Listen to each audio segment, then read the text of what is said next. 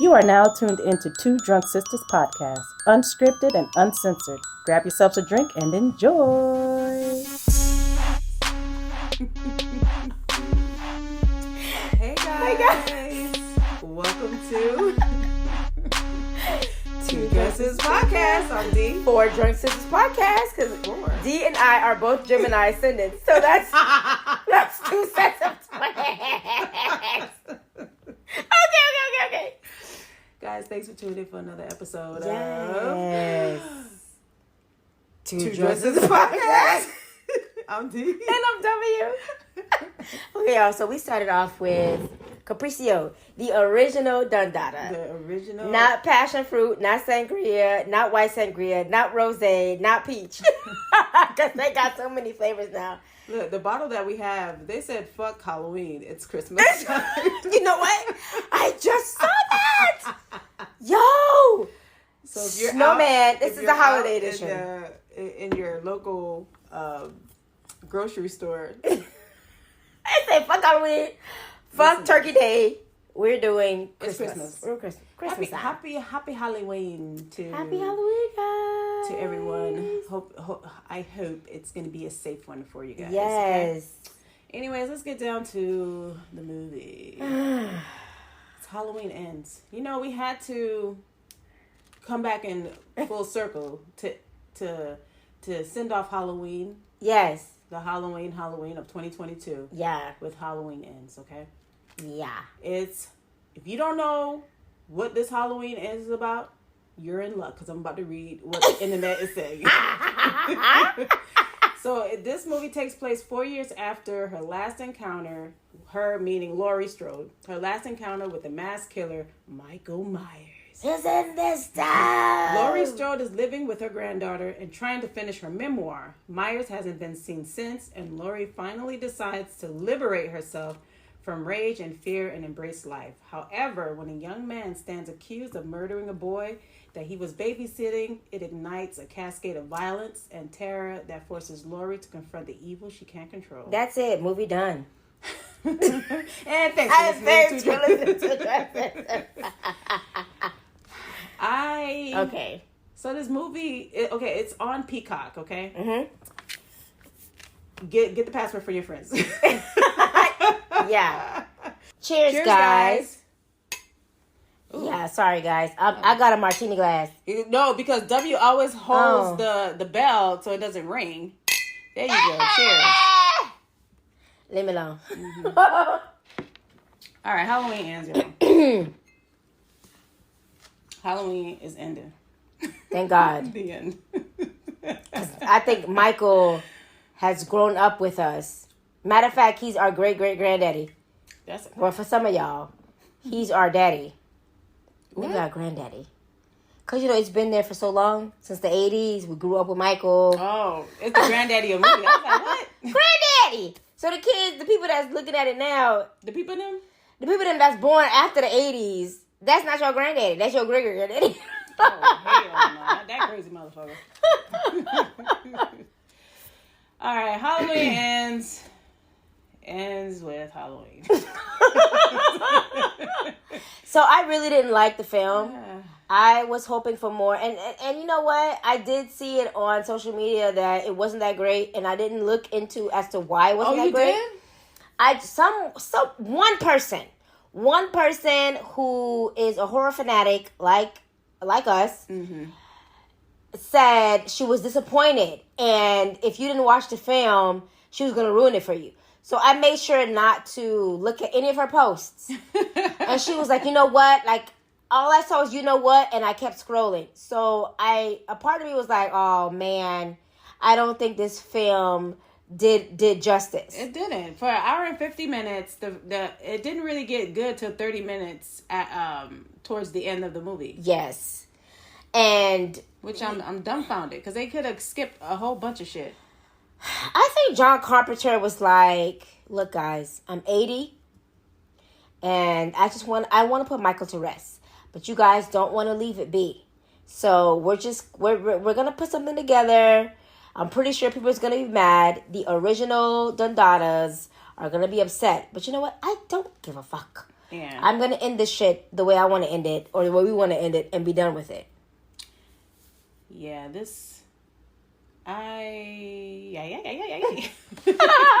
I was like, throughout the whole movie, I was like, what the fuck am I watching? Like, Because, what is this? yeah, because okay, so what I do enjoy about the film is that when it opens up into, we see this kid, he's babysitting, and the shit just turns into a whole fucking horror show. Yeah. Okay? Like, automatically it grabs you in. Yeah, because it starts off like any Halloween movie that played. It's just, there's always something that happens. Yes. So the babysitter, Corey, his name is Corey, was babysitting this young boy. And, you know, the little boy is a douche, okay? He's a little shit. He's a little shit. Yes. And so it's unfortunate to what happened to him because he locked the babysitter in the backyard. No, I'm kidding. He locked the babysitter in the attic. Is it the attic? He locked the babysitter somewhere. Right? And so in the house. The babysitter started to panic because he was like saying, your parents is going to be home. Yeah. And stuff. So he was kicking the door. And it's sad that the little boy was in front of the door. Yeah. And he kicked it open, and the boy fell over the banister, and he died. And at least the stairwell was like maybe 3 stories. Yo, this house had to be at least 3 stories. Because when you stand in the middle of the downstairs, you look up. The foyer. Yeah, foyer. You can see like the spiral of the stairs going up. Like, God, how high is that? So the little boy died because of that, and so the mom and dad came home and they were distraught, obviously. Right. But it was a freak accident. It wasn't. But you know what? As a mom, you don't give a fuck. Your son is dead, and somebody has to pay. And Corey paid. He did. And so 4 years go by, and we see Laurie Strode in the house with her granddaughter. They're trying to make their life go on. They're trying to live their lives. Yeah. Because if you don't remember Halloween Kills. Laurie's daughter dies. Yes. And, the granddaughter boyfriend dies. Her friend dies. Everybody died. Die.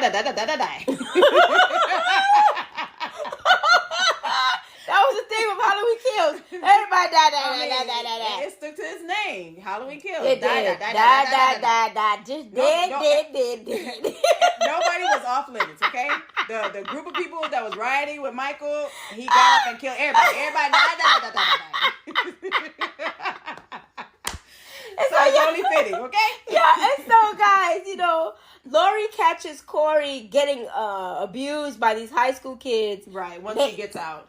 They all know who he is because it's a small town. Mm-hmm. So they know he's the guy that killed the little kid. Mm-hmm. And so Laurie sees him and says, you fuckers. She runs them off. Mm-hmm. And so she ends up helping Corey, take a knife to one of the guy's tires, whatever. She drives him home. In her mind, being a grandma, she wants to make her granddaughter happy. Yeah. And so she takes Corey to the hospital where her granddaughter's a nurse.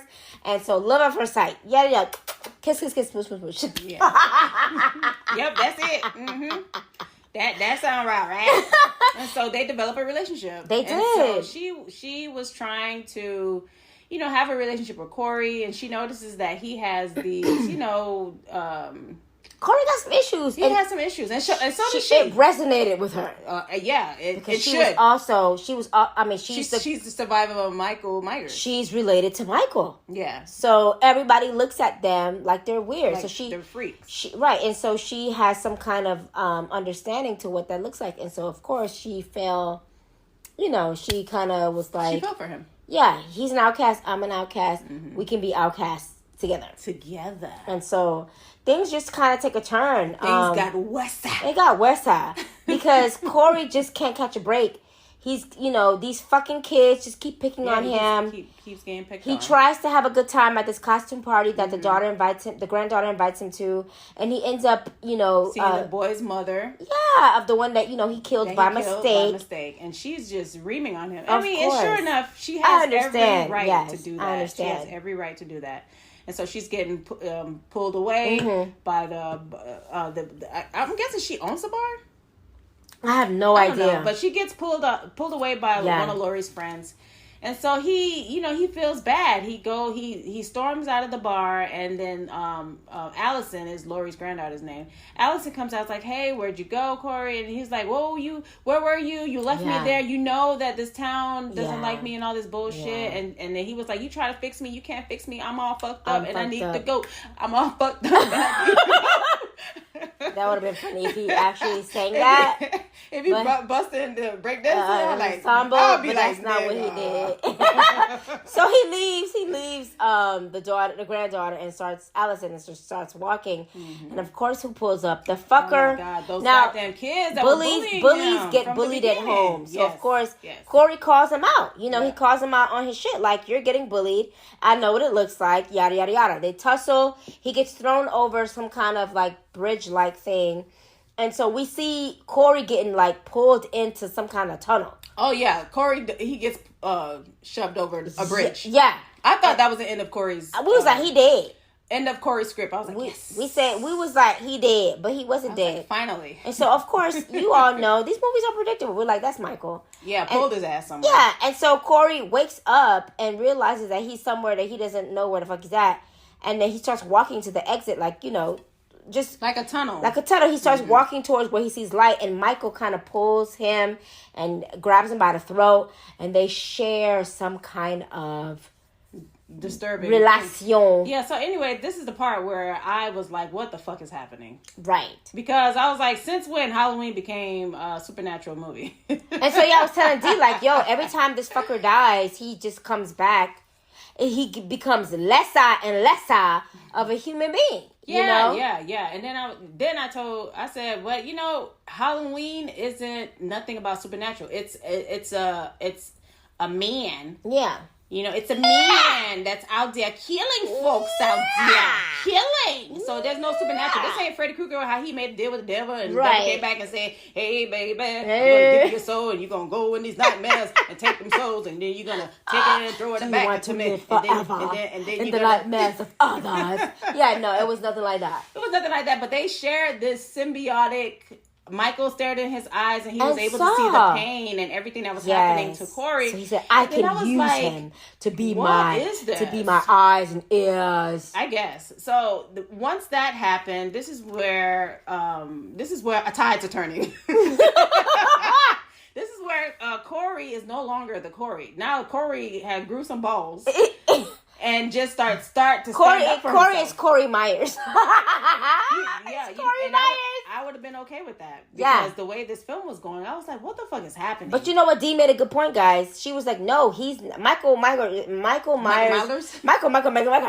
is not really there. Yeah. Corey is imagining Michael Myers being there. And Michael isn't helping him kill these people. Corey is really the one killing everybody. Right, he's imagining Michael. That awesome. would have been a beautiful movie. But no. But yeah. Alas, that is not what happened. No, that's not what happened, y'all. Michael was really there, and for some reason, when he killed, it gave him like power. Yeah, it gave him vigor. It did. It gave him strength. So it's like Corey was bringing people to Michael Myers to kill, and while every time he was killing, Michael got more powerful and more powerful.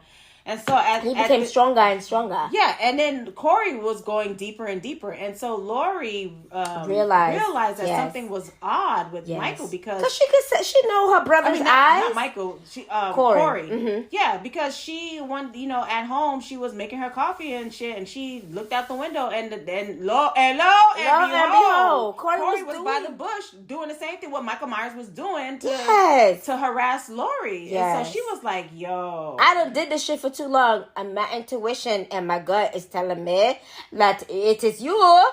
Her intuition and gut was saying, "Bitch, this nigga is not who he say he is. Yes. Look into thine eyes." Yeah, and Lori went outside to look to see where this motherfucker went, and she was like, "Oh, the nigga gone." Then he appeared. Poof! He's like, "Hey," and she's like, "Oh my God!" Clutched her pearls, the pearls that she did not have. Yeah. I'm done.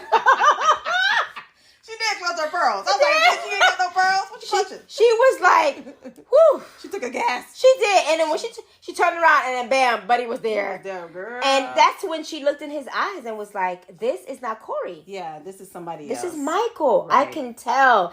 And so she expressed this to the tarot reader. Y'all, if y'all see the movie, y'all know what I'm talking about. Yeah. The person was at the bar. Yeah. She's a bartender at the bar. She was like, I looked in his eyes. It's Michael. Yeah. You know? The same look that Michael has. Yeah. It's Michael. And then so the tarot reader was like, you need to talk to somebody. Yeah. And that person was the father of the little boy that he killed. Your father! Okay. It was the father, and the father was like saying that one day he knew that Corey got free. Yeah. And he saw Corey walking one day, and he wanted to just go over there and just give him a piece of his mind to let him know, like, hey, you're not off the hook and stuff like that. But when he went to go do that, he realized Corey kneeled down in the car, and he looked at Corey, and he said to himself, like, this is not the Corey that I knew. This is not the little boy who used to cut my grass. Yeah. This is somebody else. And so now they already made that distinction that there's something wrong with Corey. Yeah. And so, Corey's going down this deeper and deeper of this murder to the rabbit hole and saw Alice. And then he's like, he drunk. We're late for an important date. And then I would still be happy with this movie if that happened. He drank the potion, drink me. Listen, if that shit happened, I would have been happy. I would have been happy if that really happened. If the rabbit came and said, "Drink this, we're late for an important date." But that's not what happened. Okay, yeah. So Corey kills everybody and anybody who did him wrong and said anything fucked up to him. Yeah. Because that was fueling Michael as well. Right. So they were killing spree. They were doing a killing spree together. They were together doing a killing spree. They really were. And so Lori was just telling Allison, like, listen, man, I know you love him, and I know I introduced you to him, but this is not the person. This ain't him. There's something wrong with him. And she's like, oh, let me guess. It's Michael. Oh.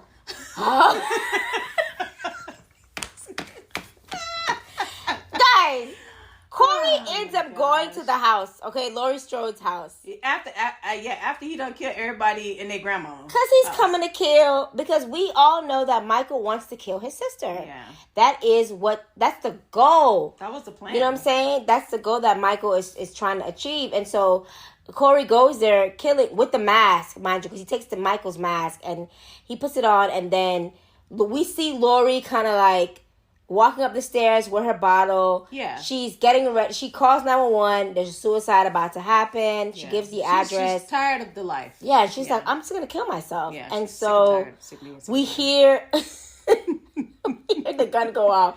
And I told D, nah, man, she shot the pumpkin.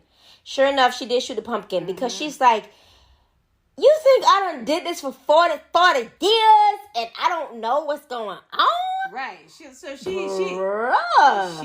played the part. She definitely did play it. And she was like, as soon as she, I guess it was Corey in the Michael Myers mask. Yes. Opened the door and she was like, "Oh, you thought that I really will kill myself?" And she shot him 2 times. She did. She said, "Blup blup blup blup blup blup blup," and gone. And so Corey tells her, "If nobody can have her, what if I can't have her? Nobody can." Yeah, because Laurie was like, "Bitch, you can't see my daughter. Like you fucking crazy. No, you can't have her." And so the nigga done stabbed himself. He did. He stabbed himself, and of course, Q and Allison, because Laurie has the knife in her hand. And Allison walks in. What have you done? And so it is the exact. She did the And the camera did the pan of it. Oh my God, guys! It was so intense. So intense. And then, so this is the same scene of when he was watching the little boy and he had a knife in his hand. Yes. And the little boy's parents, the mom was like, "What have you done?" Right. So same that scene cycle. Over, yeah. Mm-hmm. And so Allison leaves. Laurie kind of like just sits there. And she looks over and sees the back door is open. So her to intuition said, "Bitch, this ain't over." Michael is coming, bitch. She's like, her intuition, she slide on the thing. And then her intuition kicked in like, "Oh, bitch, hold on. Let me take a look." Wait a minute. It was quiet. Door was open. Yes. She looked up to the other side and saw Michael Myers' mask, and then saw Michael took his mask. She knew right then and there that it was time. It was time. It was time. You don't. We don't own the rights to that song. We don't own the rights to that song. But it was time. And so they started to obviously fight because this is 40 years of pipped up anger. This is the fight of the siblings right here. Yes. Like, this was the fight of the death. Yeah, I'm taking you down. You taking me down. Like, I'm willing to die. I feel like Lori was like, I'm willing to die. Yeah. I don't give a fuck. Yeah. As long as you die with me. That's where she was. And so she was able to pin down Michael on the table. Yes. His hand was pinned with a knife. Yeah. Another knife was in his other hand. Then she put a fucking refrigerator on his top ass. of his ass. And then she slit his throat. Yes. And then stabbed the motherfucker. He still was moving. And then he ripped his hand from the knife and grabbed Lori by the neck, and Lori's like, "Just take me, bitch. Bruh, just do it. Just fucking take me. You do it, Rockefeller."